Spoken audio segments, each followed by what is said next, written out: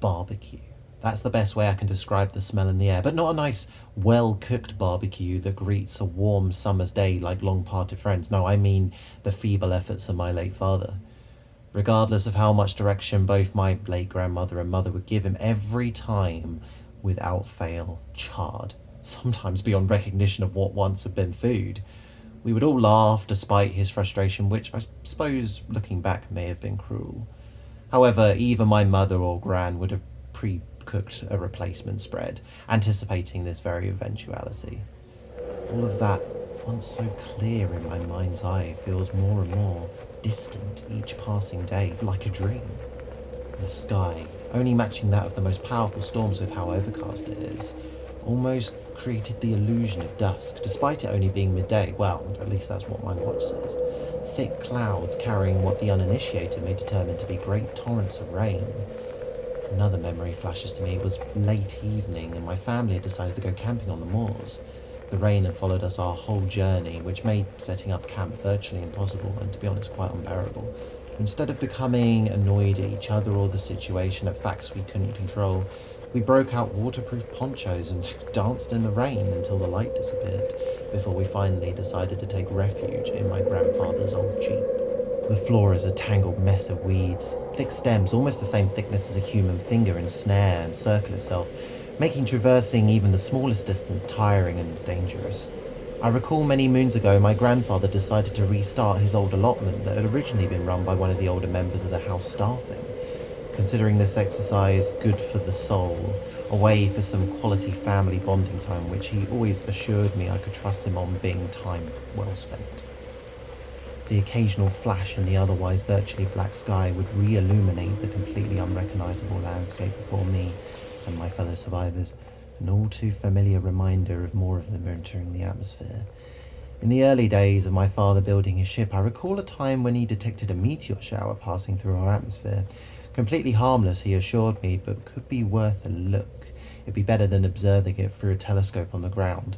He proposed we take the ship up and position it in the path of the meteors, while also taking this opportunity to, test the external shields. I had never seen a sight like it. What one could not appreciate from standing on the ground were the colours these rocks were giving off as they trailed past, gases escaping from the rock as they burnt up in the entry. Each one of these rocks, I was told, had the potential to kickstart a new world, supporting plant life and blooming from a single type of bacteria. That's all it takes, and we go from no life at all to making memories together, suspended thousands of feet above a world resplendent with life.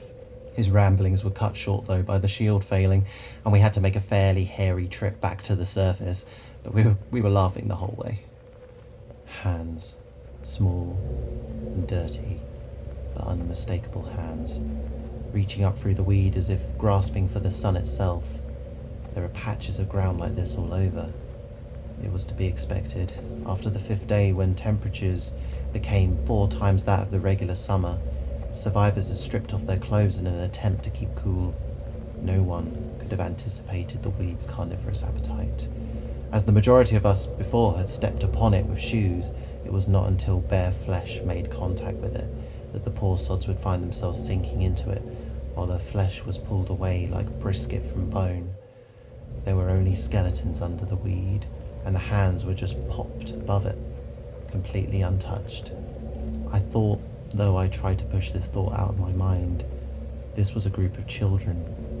The shredded, colourful small shirts and trousers and skirts I could see through the weed confirmed as much.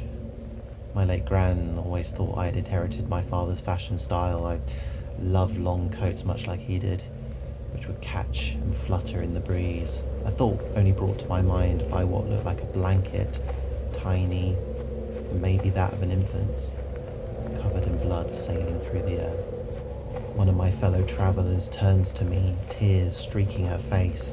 She strains her face into a feeble smile before letting out a huge sigh and falling back into the weeds. Her screams unheard by ears too tired and spirits just too shattered to turn back to help her. Death is a commonplace for us all, me more so, but never on this scale. I indicated for my party to stop and stay very still as we advanced through what used to be communal woodland, but now the trees are bare of leaves and ensnare each other much like the weed. There, in a clearing, hunched over, their skin glistening in what little light there is, are 3 of them. In front of them, laying on the ground, but still alive, silently sobbing, is a middle-aged woman. She may have been quite pretty once, but the weed slowly sloughs off parts of her face and hands. 3 tube-like appendages gulp litre after litre of blood. I can very clearly see the red straws expanding and contracting with each new intake of blood. Anyone usually would have gone into shock and died. However, something about these creatures keeps you alive until every last drop is gone. And still, you are alive, feeling it all. When I was small, I was in a huge garden. I saw a woodlouse scuttling through the grass and soil. A morbid curiosity took a hold of me. Taking a needle I had as part of a craft kit, I cornered the beetle and pushed the needle through its soft shell. However, to my dismay and shock, it didn't die straight away. It instead fell on its side, and I was almost repulsed by the amount of time it took to die. The ground shakes, as it often does, as they traverse their conquered world in their fighting machines, taking huge strides as they clear whole fields and villages at a time. I remember when they first arrived, and everyone I was with stood completely still, despite feeling an increased sense of danger and dread. The wonder and amazement of what we were seeing overpowered our desire to run. Well, that was until the firestorm started. Scalding trails of white light scorched the landscape and buildings that fell into rubble in its wake. Days turn into weeks, and still I push on. Each sunrise brings the constant reminder that our party is slowly dwindling. Ants. I recall learning about them at school, and a specific type that is afflicted with a certain parasite. A fungus that would spore out of the ant before the main stem would push its way out the top of the ant's head. This infection would surely spell the doom of the colony. However, once detected, the ant was forcefully removed and placed far away from the settlement to die alone and stop the spread, but also not to waste resources on an individual destined to fall.